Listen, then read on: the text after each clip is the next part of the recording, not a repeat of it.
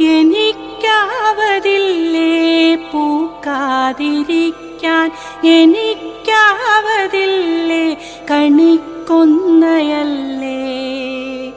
വിഷുക്കാലമല്ലേ പൂക്കാതിരിക്കാൻ, എനിക്കാവതില്ലേ.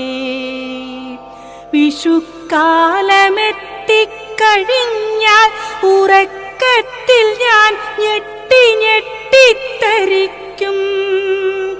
ഇരുൾ തൊപ്പി പൊക്കി പതുക്കെ പ്രഭാതം ചിരിക്കാൻ ശ്രമിക്കും. പുലർച്ചക്കുളിർ കാറ്റു വീശിപ്പറക്കും, വിയൽ പക്ഷി ശ്രദ്ധിച്ചു നോക്കും.